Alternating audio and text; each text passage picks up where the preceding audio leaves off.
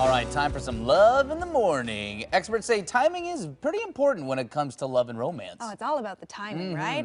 Well, that's particularly true when it comes to choosing the right time to get down on one knee and pop the question, will you marry me? Well, joining us on the couch right now to tackle marriage proposal questions is our relationship expert, Jennifer Blancool. Good morning. Yay, good morning, Elaine Travis. Thanks for having me. Thanks for being here. This is great timing for this question because I feel like between the holidays and Valentine's Day. Absolutely. It's just around the corner. It is proposal season. Absolutely. So a lot of people are thinking about this.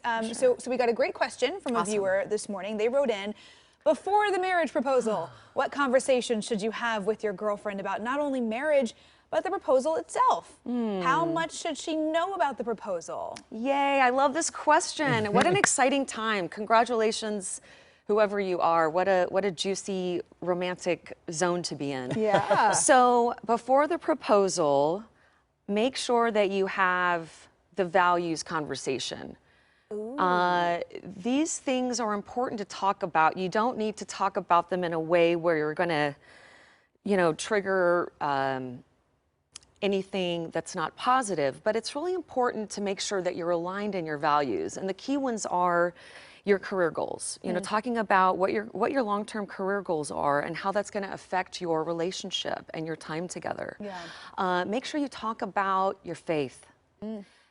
Mind you, you don't have to agree on all these things, but approaching them in conversation and seeing how you not only align, but how you handle it and how you communicate when you don't necessarily align is key. And you'll save yourself a lot of heartache and frustration if you can have these conversations before the proposal. Yeah. So talk about your faith. Talk about family. Do you want kids or do you not want kids? It's important that you, in my very heartfelt opinion, it's important that you agree whether or not you want kids, but you do not have to agree on the number.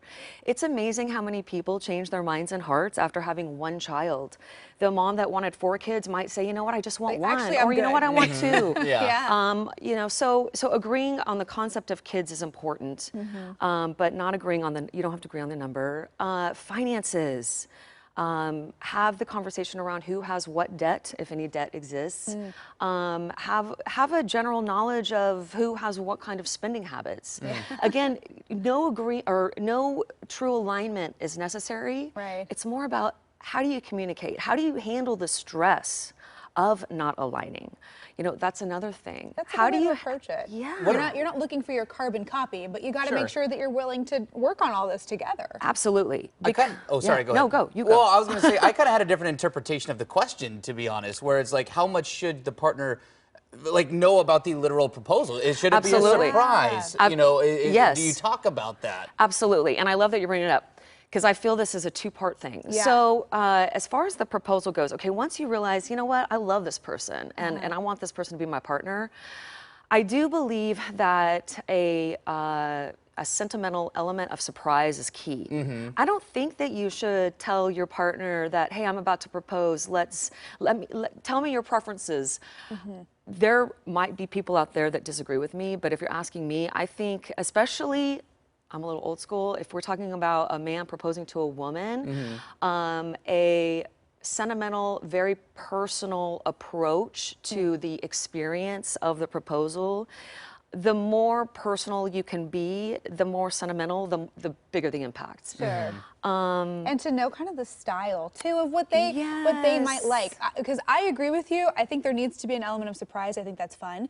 But for example, I look at some of those sporting events proposals, right, where they pop them up on the Jumbotron or the concert.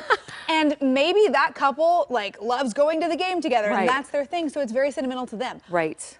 Me personally, would slowly die of secondhand embarrassment as I sink down under my seat. I get anxiety watching those proposals. I'm like, public proposal, never in a million years would. And so, I think you have to know what your partner is going to want. Such a great example. Yeah. So you've got to really take your partner's personality, to heart, and really think about what would give my partner the butterflies specifically.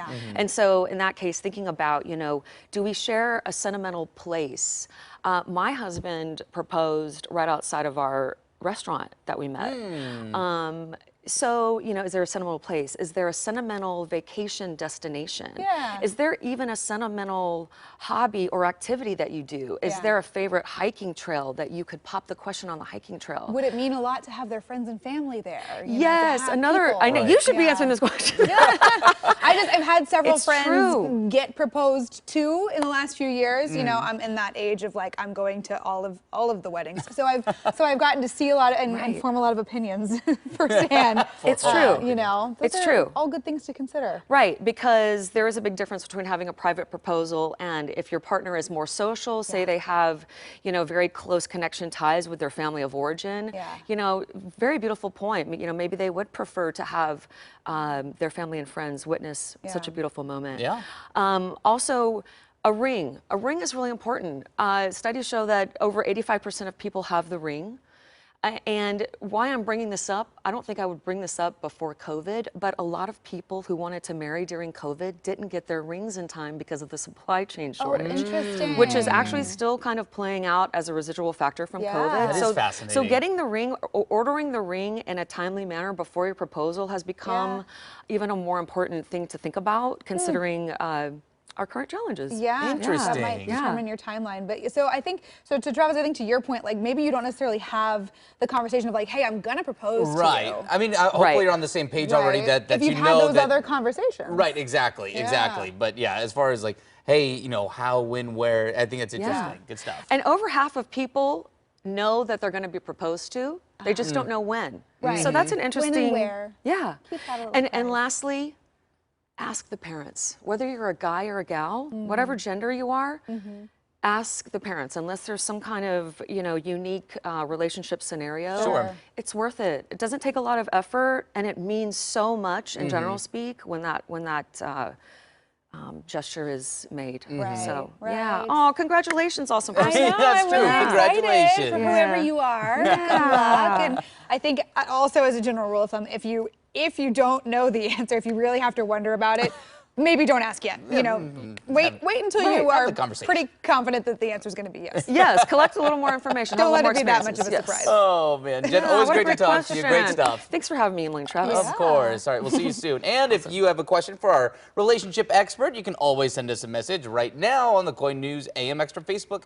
or Instagram pages. Emily, what can they do? Slide into our DMs. You can always remain anonymous as well, as you saw here today.